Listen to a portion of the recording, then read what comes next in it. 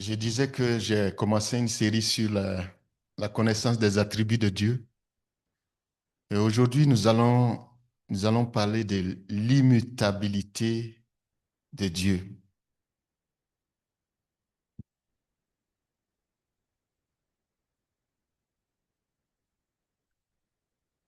Ne vous en faites pas, je me suis rendu compte que c'est petit, mais je vais tout expliquer. La dernière fois, nous avons vu ensemble que Dieu est souverain. C'est pour cela que j'ai ramené le même texte que j'ai lu la dernière fois. Il règne sur les saisons de nos vies. Il ordonne chaque temps, le temps de naître, le temps de mourir, le temps de bâtir et le temps de détruire, le temps de pleurer et le temps de rire. Et nous avons conclu sur cette vérité fondamentale. Nous ne sommes pas appelés à maîtriser le temps, mais à être fidèles dans le temps que Dieu nous confie. Mais cet après-midi, une question s'impose naturellement. Si tout change autour de nous, si les saisons se succèdent, si les circonstances varient, est-ce que Dieu, lui aussi, change? Est-ce que le Dieu qui semblait si présent hier peut s'éloigner demain? Est-ce que son amour peut refroidir? Est-ce que ses promesses peuvent expirer? Est-ce que sa fidélité peut fléchir sous le poids de nos manquements? Car c'est là l'une des grandes peurs qui habitent le cœur des humains et souvent nous, en tant que chrétiens. Nous savons que nous changeons. Nous savons que les hommes changent, les amitiés changent, les institutions changent, les gouvernements changent. Et parfois, au milieu de tous ces changements, nous projetons sur Dieu notre propre instabilité. Et nous nous demandons, est-il encore là? Est-il encore le même? Cet après-midi, l'Ecclésiaste 3 répond à cette question. Salomon, qui est l'homme le plus sage de son époque, qui a tout observé et tout mesuré, tout soupesé, arrive à cette conclusion claire et solide. J'ai reconnu que tout ce que Dieu fait durera toujours. Il n'y a rien à y ajouter et rien à en retrancher. Et Dieu agit ainsi afin qu'on le craigne. Ce qui est, c'est ce qui a déjà été. Et ce qui sera, c'est ce qui a déjà été. Dieu recherche ce qui est passé. Le monde change. Dieu, lui, ne change pas. Et c'est ce que nous allons explorer ensemble à travers ces trois vérités. Je vais d'abord parler de ce que signifie l'immutabilité de Dieu. Ensuite, je vais aborder en quoi Dieu ne change pas. Et je pense que ça, c'est très important pour tout un chacun de nous. De savoir en quoi Dieu ne change pas, que ce soit dans son être, dans ses plans, dans ses projets, dans ses promesses. Ça, c'est important pour nous. Et en troisième partie, je vais parler de ce que l'immutabilité de Dieu change pour notre vie.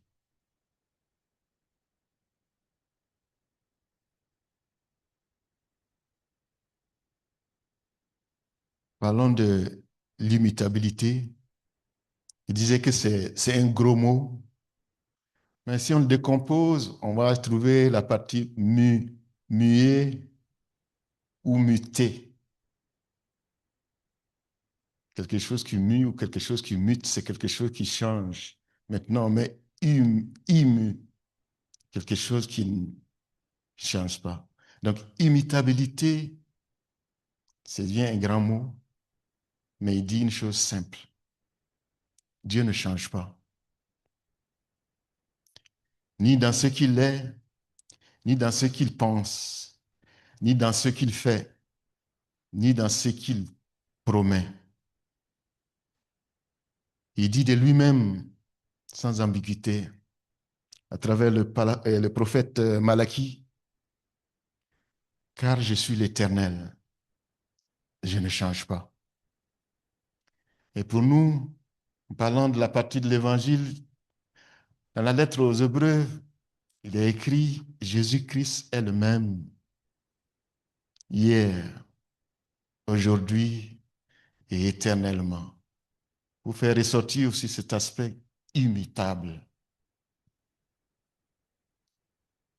Pourquoi Dieu ne peut-il pas changer? Ce n'est pas une simple affirmation, il y a une logique profonde derrière cette vérité.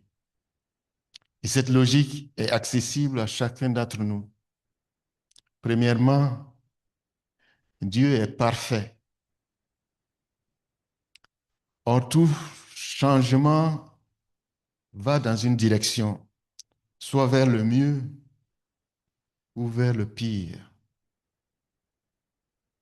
Mais si Dieu changeait pour le mieux, cela voudrait dire qu'il n'était pas assez parfait. Et si Dieu changeait pour le pire, il ne serait plus Dieu. La perfection absolue ne peut ni croître ni décliner. Elle est.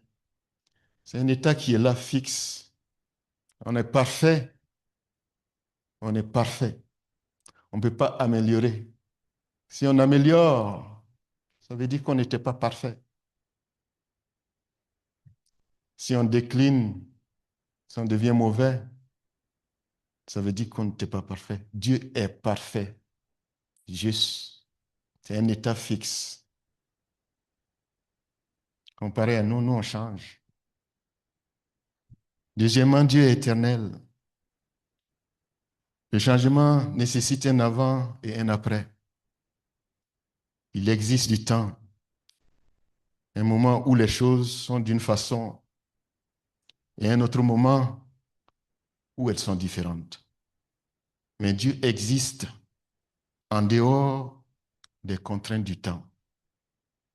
On a été enfants, on a grandi, on a vieilli, on continue de vieillir.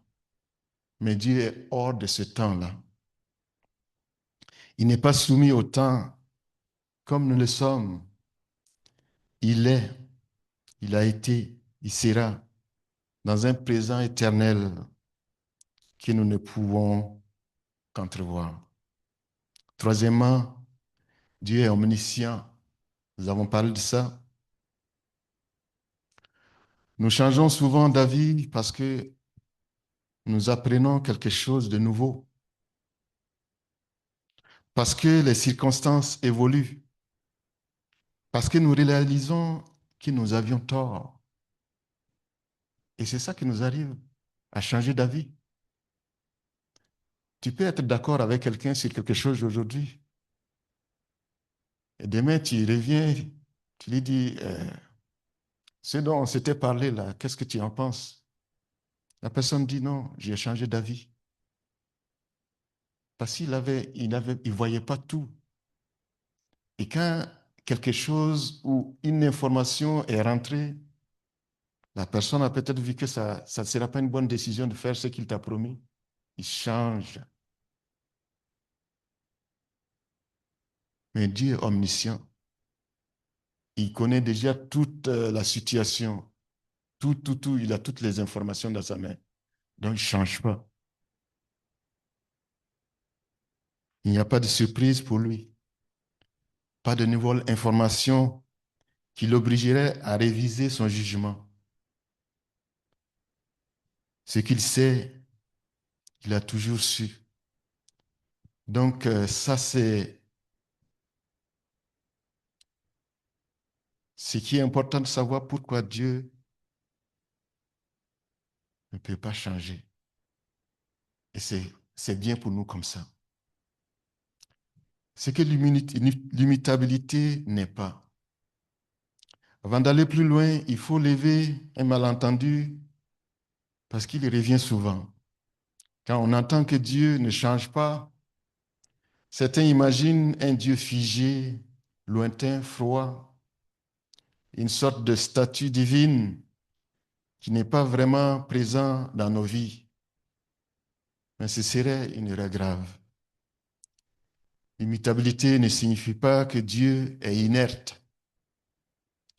Elle signifie qu'il est vivant de la façon la plus complète qui soit, éternellement actif, éternellement en relation, éternellement aimant, sans que cette vie soit jamais affectée par l'instabilité ou la fatigue. Et ce que la Bible dit, que Dieu se répand parfois, comme dans Exode 32 ou 1 Samuel 15, ne contredit pas l'immutabilité de Dieu aussi. C'est un langage qui s'adapte à notre façon de comprendre. Ce qui change dans ces textes, ce ne sont pas les desseins de Dieu, ce sont les circonstances humaines qui ont changé. Quand l'homme se repent, Dieu répond à sa repentance. Non pas parce qu'il a changé d'idée, mais parce que sa constance même, sa constance à pardonner, l'y engage. La fidélité de Dieu à lui-même produit des réponses différentes selon les situations que nous lui présentons. Donc ce qui change, c'est nous, les circonstances, nous dans nos comportements, mais Dieu ne change pas. Et quand nous nous repentons, il nous pardonne parce que le pardon aussi fait partie de ses attributs. Alors, la grande question de cet après-midi, si Dieu ne change jamais, dans quel domaine cela compte-t-il le plus pour moi? Que je sache aujourd'hui que Dieu ne change jamais. En quoi cela est important pour moi?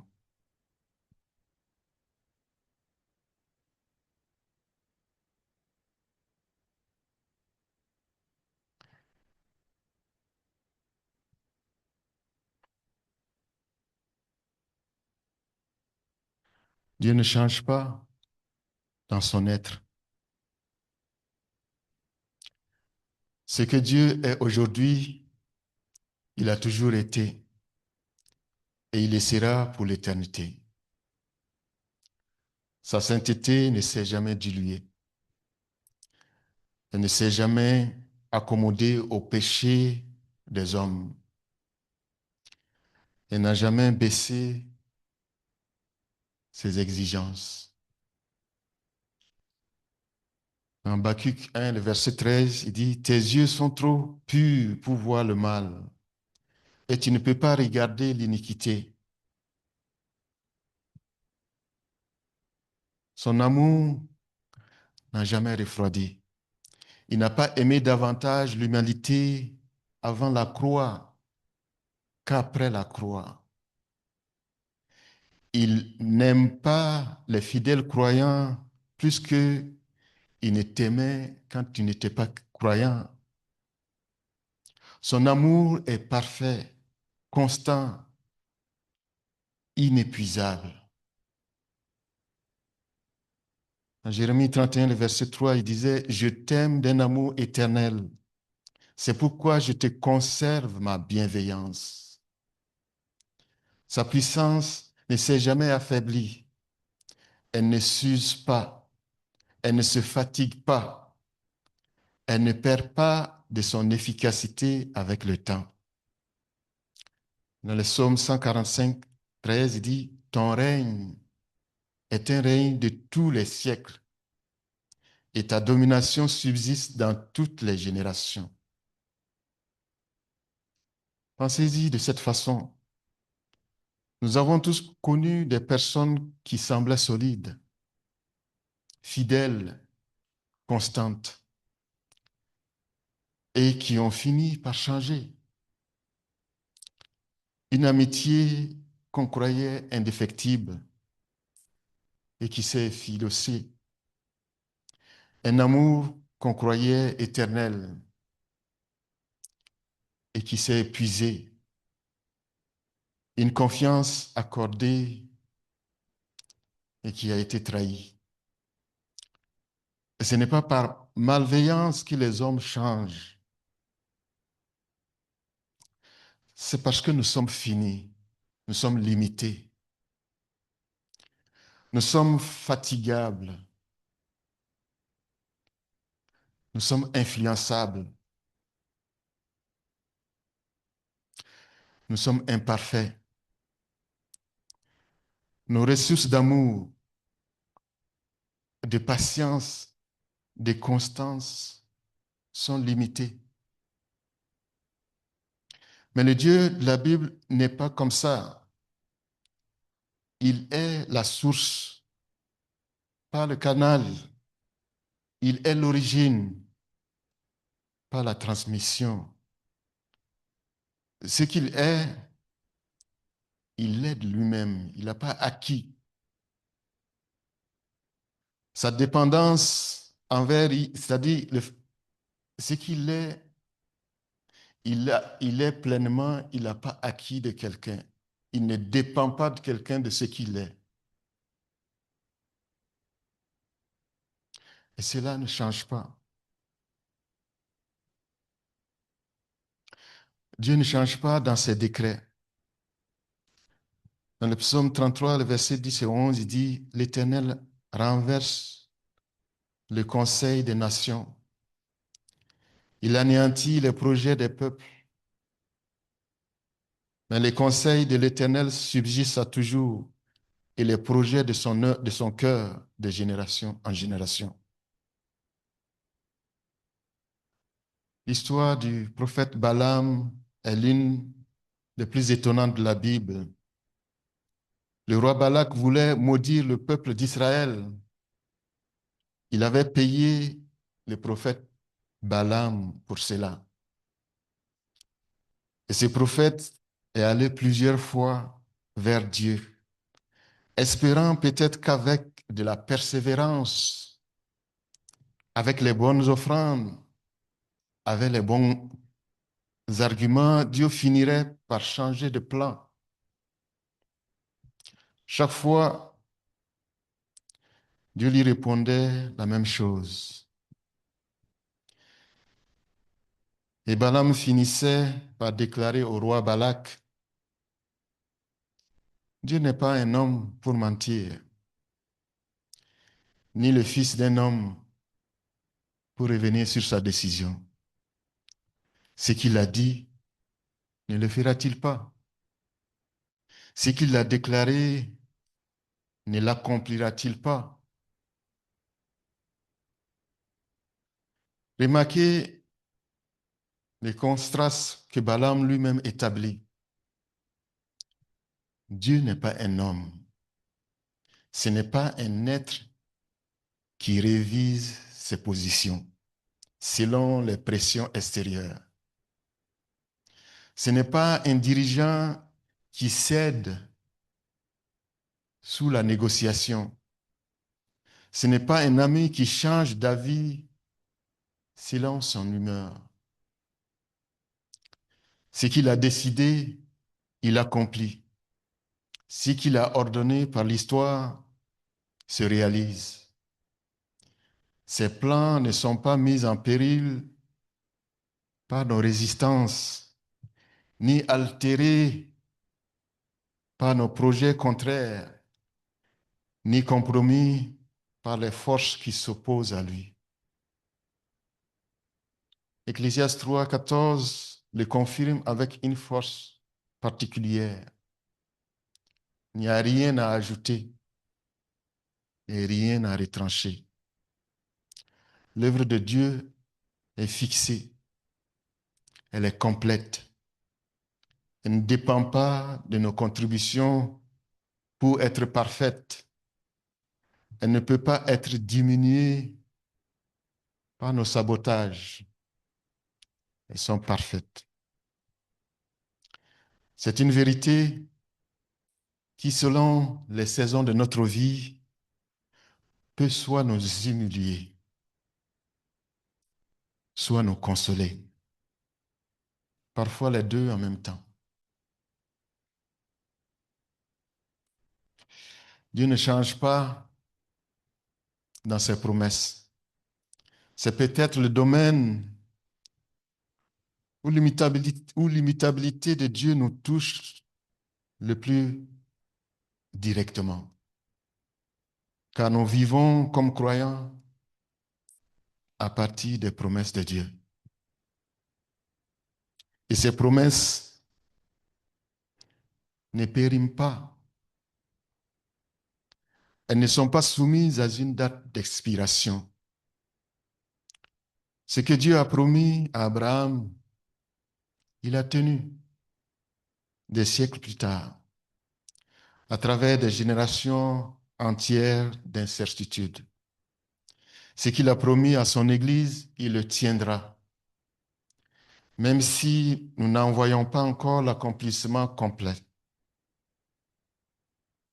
Le prophète disait au prophète Ésaïe, le chapitre 54, le chapitre 54, le verset 10, quand les montagnes s'ébranleraient et que les collines chancelleraient, ma bienveillance ne s'éloignera pas de toi et mon alliance de paix ne chancellera pas, dit l'Éternel qui a compassion de toi. Les montagnes peuvent s'ébranler, mais la bienveillance de Dieu, non. L'auteur de l'Épître aux Hébreux va encore plus loin. Il nous dit que Dieu a voulu donner aux héritiers de la promesse une preuve supplémentaire où la foi paraît fragile. Ces promesses, elles ne sont pas en train de changer. La province,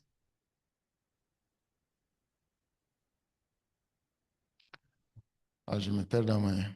Donc, deux choses qui est immuable, qu'il a dit dans Hébreux, le chapitre 6, versets 17 et 18, c'est deux choses, et sa parole qui est immuable et ses serments à notre égard. Deux certitudes absolues sur lesquelles nous pouvons ancrer notre espérance. Pensez à ce que cela signifie concrètement.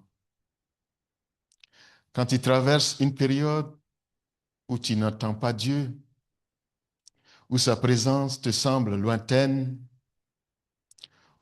où la foi paraît fragile, tes promesses, elles, ne sont pas en train de changer.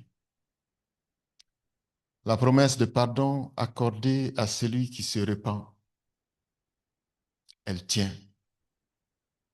La promesse de présence pour celui qui marche avec lui, elle tient aussi. La promesse d'un avenir pour son peuple, elle tient aussi. Et toi, sur quelle promesse de Dieu ta foi est-elle encore ancrée aujourd'hui?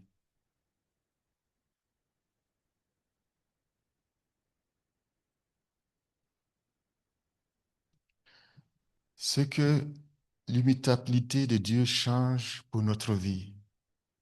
Je pense que ça, c'est très important. Ce qui change, c'est que nous avons une base solide pour notre foi. La première conséquence de l'imitabilité de Dieu pour notre vie, c'est qu'elle nous donne une base solide pour notre foi. Non pas une foi émotionnelle qui monte et descend selon les circonstances, mais une foi ancrée dans un objet stable. Imaginez que vous avez besoin de traverser une rivière en crue. Si le pont sur lequel vous marchez oscille, ça balance, le pont chancelle et vous menacez de vous renverser dans l'eau, vous ne pourrez jamais traverser avec confiance. Mais si le pont est solide, fiable et éprouvé, vous pouvez avancer même si les eaux sont agitées autour de vous. Vous n'êtes pas affecté parce que vous avez confiance au pont qui est solide. Le Dieu immuable est ce pont. Les eaux de nos circonstances peuvent être agitées. Maladie, perte, incertitude, deuil. Mais lui ne vacille pas. Et cela nous permet de marcher, même quand nos pieds tremblent. C'est pourquoi le psalmiste peut dire au cœur de la détresse, oui, mon âme fait silence devant Dieu, car de lui vient mon espérance. Oui, c'est lui mon rocher et mon salut, ma forteresse, je ne chancerai pas. Psaume 62, versets 6 et 7. Le psalmiste ne dit pas mes circonstances sont bonnes. Il dit Dieu est mon rocher. La stabilité n'est pas dans ce qu'il voit autour. Elle est dans ce qu'il sait de Dieu. Et c'est pour cela que c'est très, très important pour moi et pour vous, ce que nous savons de Dieu. Et c'est cela que l'imitabilité de Dieu produit dans le cœur du croyant. Une paix qui ne dépend pas de ce qui change, parce qu'elle est ancrée dans ce qui ne change pas.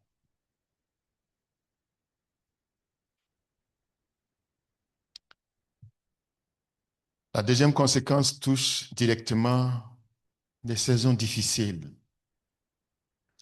Quand la souffrance frappe, l'une des premières questions qui surgit dans notre cœur, même si nous n'avons pas toujours la formuler, est celle-ci. Dieu m'a-t-il abandonné? A-t-il changé d'attitude envers moi? Son amour est-il encore là? Ou a-t-il cédé devant mes faiblesses, mes doutes, mes péchés? Ou encore la force de Dieu s'est-il diminuée?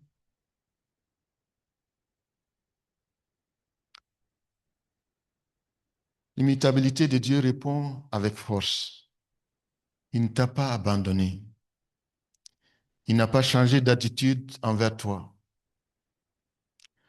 Son plan bienveillant pour toi ne vacille pas parce que ta vie est agitée.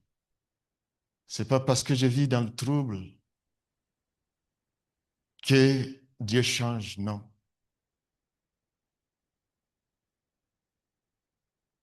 Quand nous reprenons l'image d'Élie, le prophète, que nous avons évoqué la dernière fois, le même Dieu qui a répondu par le feu sur le mont Carmel est le même qui a tendu du pain à Élie, effondré sous l'arbre dans le désert.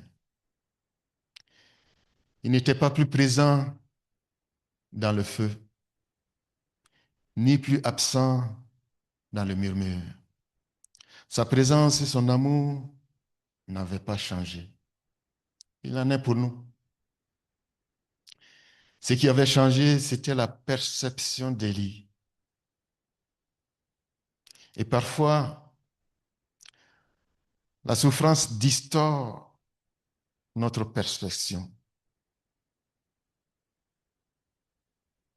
Parfois, la souffrance distord notre perception et nous fait croire que Dieu s'est éloigné,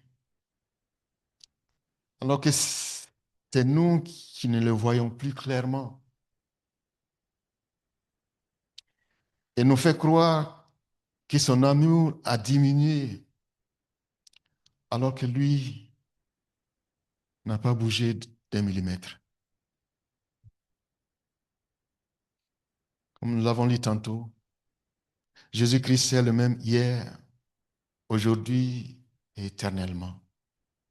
Le Dieu qui t'a sauvé, qui t'a aimé avant ta naissance, qui a envoyé son Fils pour toi, c'est le même Dieu aujourd'hui. Dans ta détresse, même cet après-midi. Il n'est pas moins grand, il n'est pas moins proche, il n'est pas moins engagé à l'égard de ta vie. Il est totalement engagé.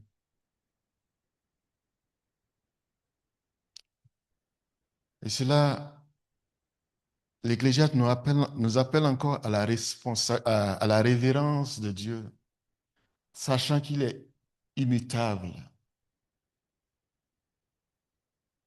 Dans le verset 14, il dit, Dieu agit ainsi afin qu'on le craigne.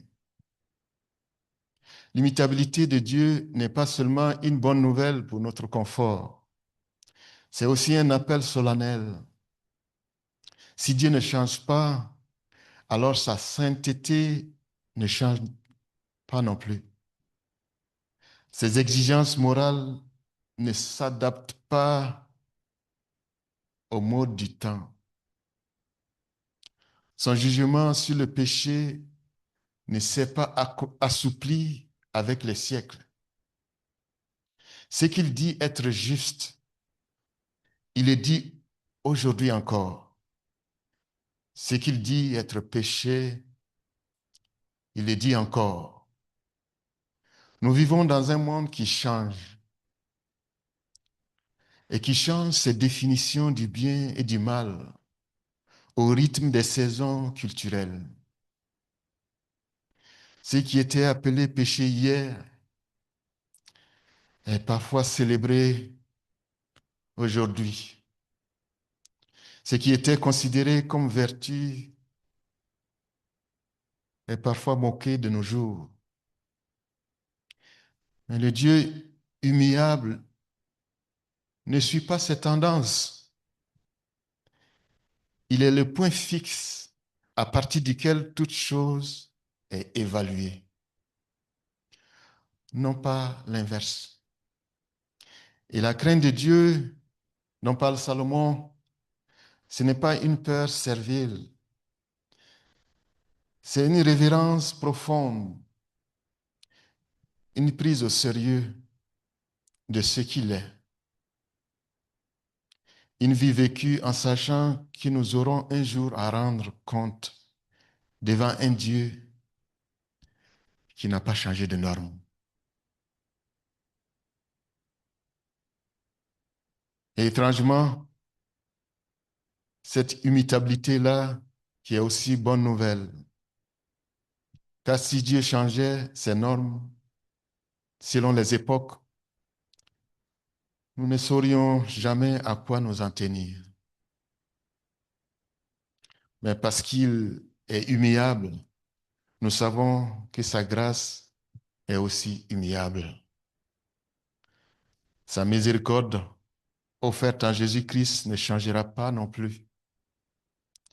Elle était vraie hier, elle est vraie aujourd'hui, et elle sera vraie demain.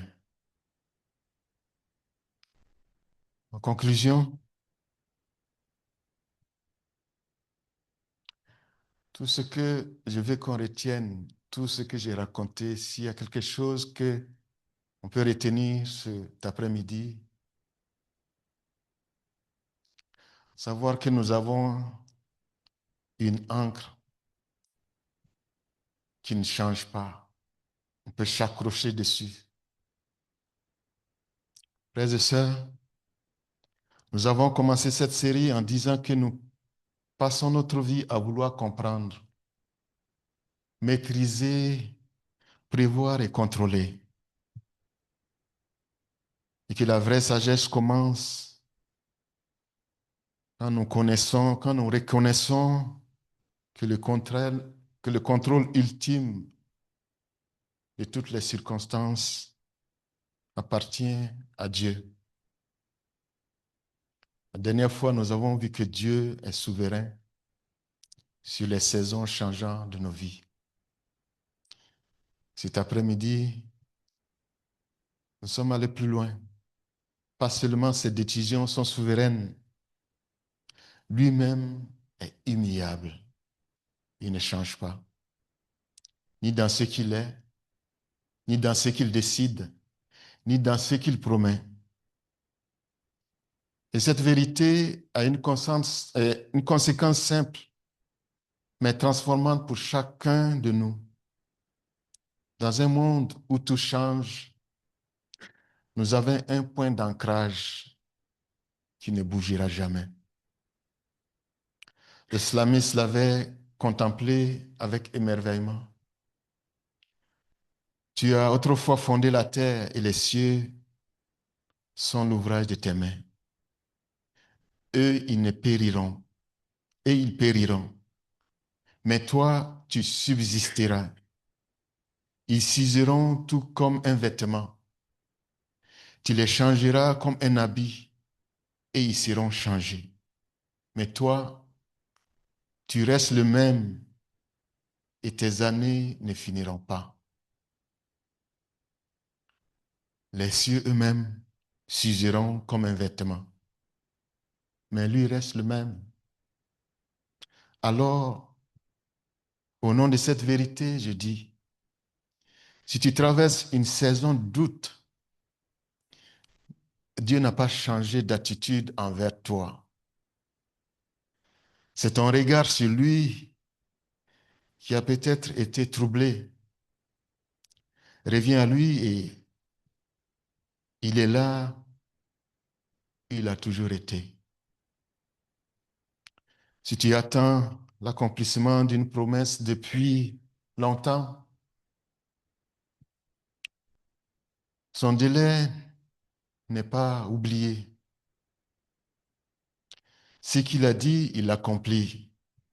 Le temps de Dieu n'est pas le nôtre, mais son engagement, lui, ne change pas. Si tu te demandes si ton péché a fini par épuiser la patience de Dieu, entends cette réponse. Son amour ne s'épuise pas. Sa grâce n'a pas de fond. Et sa porte reste ouverte pour celui qui revient. Et si tu ne le connais pas, si tu ne le connais pas encore,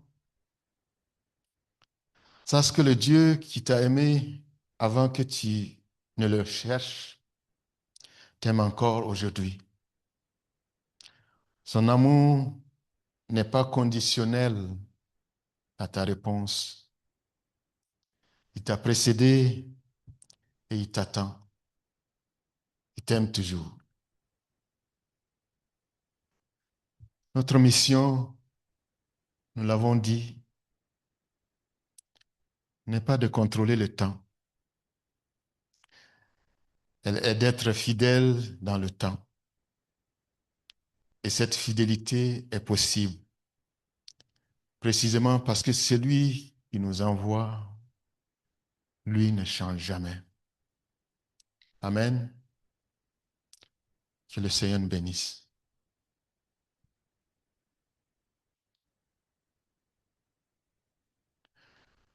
Nous allons passer à la scène.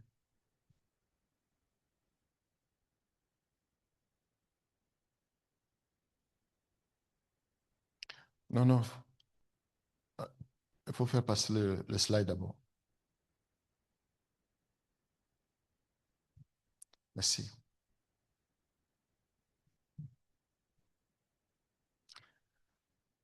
Non, reviens, reviens là, voilà.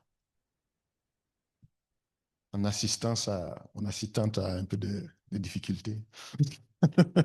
Mais ça va. Cela fait partie de notre imperfection. La Sainte Seine, c'est un moment très important pour nous. Récemment, j'ai discuté avec une personne de cette assemblée. Je disais que dans mon village, on faisait la Sainte Seine 2 fois dans l'année. 2 fois. Noël, Pâques. Et, et c'était toute une cérémonie. Le sérieux qui était autour de cette Sainte Seine, c'est comme si on était au cimetière. C'était très sérieux.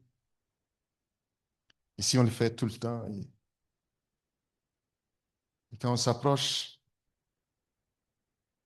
c'est vrai, on veut se remémorer de ce que Jésus a vécu, il a souffert. Vous savez comme moi, les souvenirs ont une place précieuse dans notre société. Ces souvenirs. Parce qu'ils rendent présent ce qui appartient au passé. Une simple photo, quand on te la présente, que tu as pris par exemple au secondaire, quand on te présente la photo, ça ramène ce qui s'est passé. Tu sais exactement où est-ce que cette photo a été prise. Tu te rappelles de ceux qui n'étaient pas dans la photo, mais qui étaient à côté. Tu te rappelles, c'est la même chose que ce soit dans la famille. Tu te rappelles la circonstance dans laquelle cette photo a été prise. Que ce soit un objet d'enfance, que ce soit quelqu'un qui raconte une histoire dont tu étais là quand il raconte, il ramène ça dans la...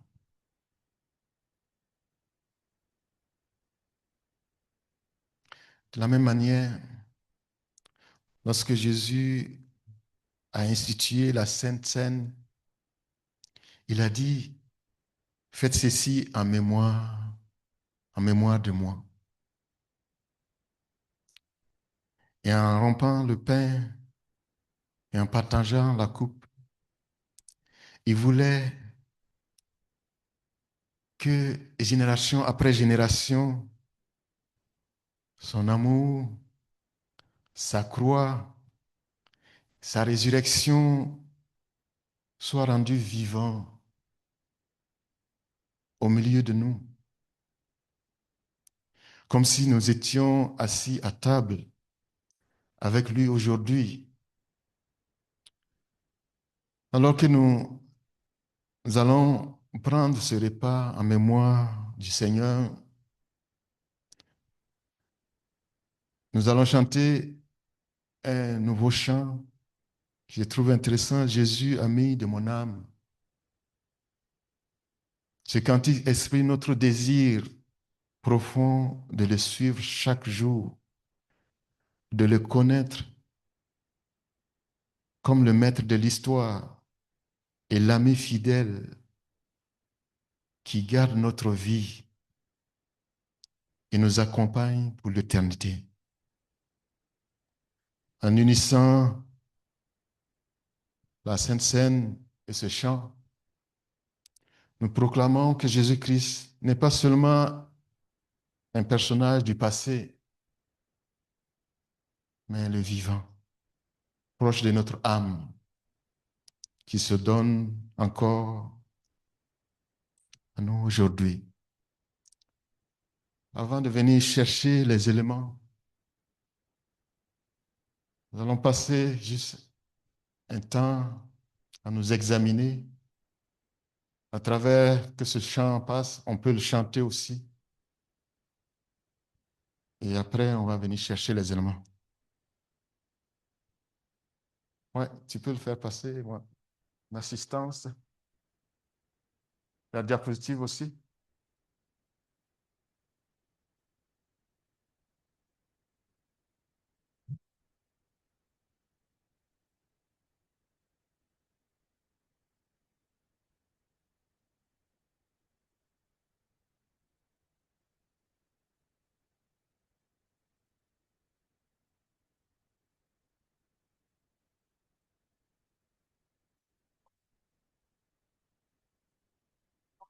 Deux jours,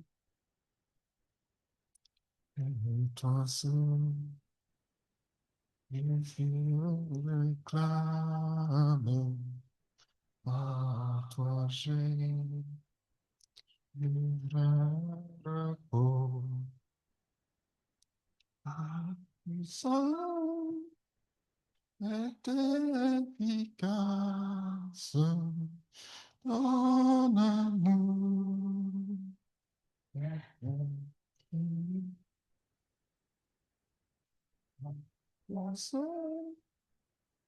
Je toute grâce, tu seras mon ferme pilier.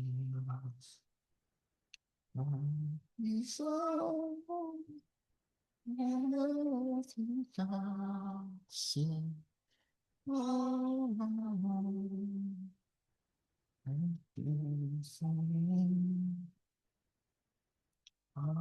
Toi seul, toute grâce, tu seras mon serviteur.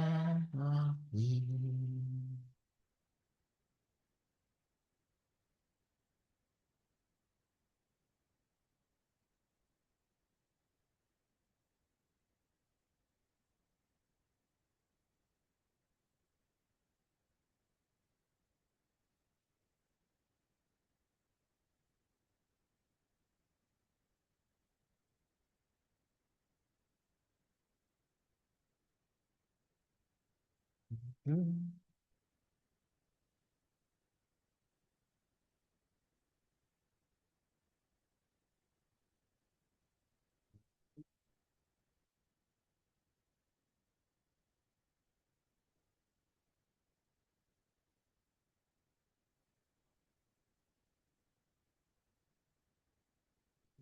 va chercher les éléments.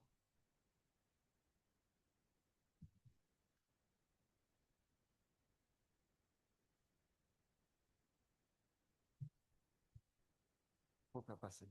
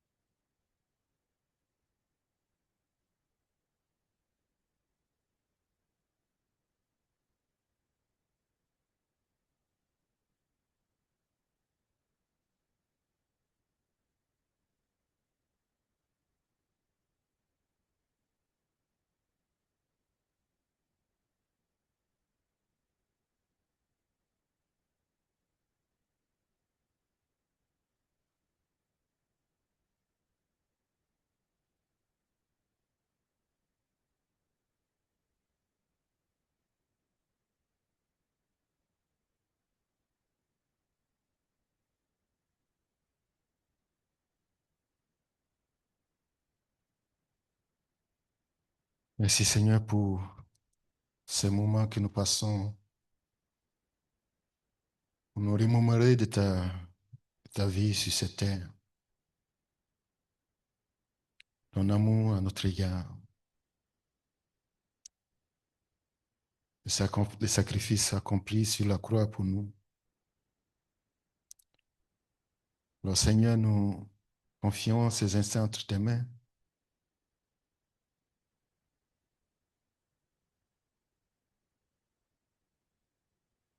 Que tu nous parles, Seigneur, que tu parles à tout un chacun de nous.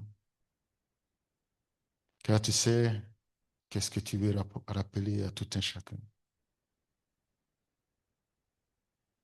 Je prie au nom de Jésus. Amen. Dit la nuit où le Seigneur a été livré, il a pris le pain, il a brisé, il a partagé à ses disciples, il a dit, prenez et mangez en souvenir de moi. Nous allons manger.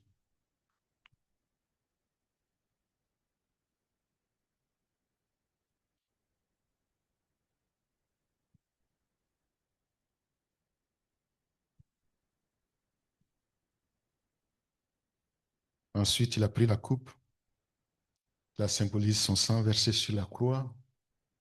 Il a aussi distribué à ses disciples. Il a dit de le prendre en souvenir de lui. Prions.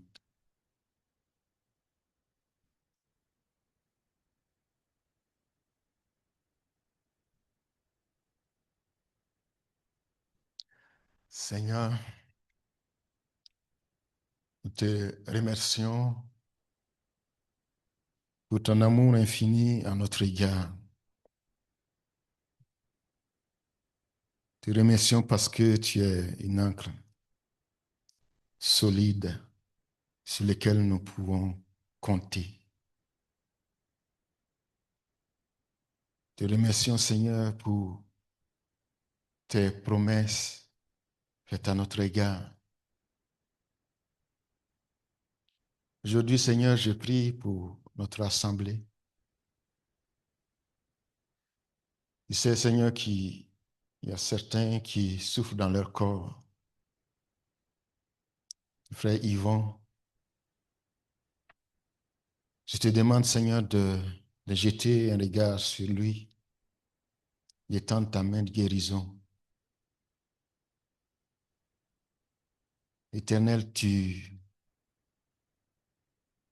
nous connais mieux que personne. Tu connais nos désirs les plus profonds. Alors je te demande, Seigneur, que tous ceux qui souffrent dans leur corps, que tu accordes la guérison, Seigneur. Que ceux qui souffrent aussi dans leur âme, ils sont attristés. Seigneur, je demande à ce que tu donnes la force et le courage. Éternel Dieu, nous n'avons que toi. Et nous savons que ta grâce est juste suffisante pour répondre à tous ces aspects de nos vies. Alors nous t'invoquons encore cet après-midi, que tu interviennes dans nos vies, que tu interviennes dans notre assemblée, pour que nous puissions voir l'assemblée qui croit en homme et spirituellement. Nous prions aussi pour le pasteur qui est en voyage, tu l'accompagnes, que tu le ressources, le protège durant ce voyage. Te prions, notre Jésus. Amen. On va se lever pour notre Père. Notre Père céleste, que la sainteté de ton nom soit respectée, que ton règne vienne, que ta volonté soit faite sur la terre comme au ciel. Donne-nous aujourd'hui notre pain quotidien.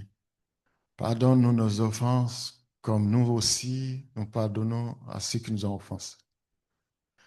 Ne nous expose pas à la tentation, mais délivre-nous du mal et du malin. car c'est à toi qu'appartient dans tous les siècles le règne, la puissance et la gloire. Amen. Notre vision, ô Dieu, nous te désirons de tout notre cœur. Fais de nous une église interculturelle, renouvelée et en santé. Viens, transforme-nous de sorte que nous devenions des disciples centrés sur Christ, dynamisés par l'Esprit, axés sur la mission et capables de nous multiplier partout. Ok, on peut s'asseoir. Seigneur, nous prions pour les ressources de cette assemblée. Nous sommes une petite assemblée. Tu nous connais mieux que personne. Ma prière est que tu continues de bénir nos ressources afin que nous puissions faire face à tous les besoins de cette assemblée. Que ceux qui sont à la recherche de travail, Seigneur, je demande à ce que tu pourvoies. Que ceux qui travaillent, qui sont à la recherche de promotion, Seigneur, je demande à ce que tu pourvoies. Et je demande aussi à ce que tu nous donnes la sagesse pour ces biens que tu nous accordes, que tu nous confies pour une meilleure gestion. Pour la seule gloire de ton nom. Amen. Annonce, maison de prière, lundi midi, Zoom seulement. Mardi midi, en présence, et Zoom. Mercredi soir, 19h, Zoom seulement. Et lundi midi, lundi à 12h aussi sur Zoom. Église Maison, lundi 14h chez Robert Lacoste. Mercredi 15h15 chez Georges. Et régulièrement chez la famille Tardy. L'étude biblique, nous commençons l'étude biblique de la lettre de Paul aux Éphésiens, le chapitre 1, jeudi à 19h. Anniversaire de naissance, Aaron Palofotaras, samedi 9 mai. Donc nous allons entonner le chant. Joyeux anniversaire, sois fidèle à Jésus. Que Dieu te bénisse, que tu grandisses en lui. On va se lever pour la bénédiction finale. Moi, je connais les projets que je forme pour vous, déclare l'Éternel. Projets de paix et non de malheur, afin de vous donner un avenir et de l'espérance. Alors, vous m'appellerez et vous partirez.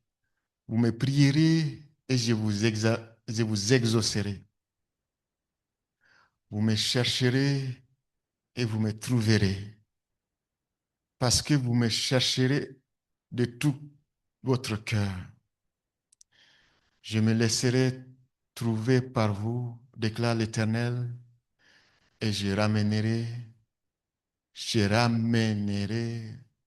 vos déportés. Amen.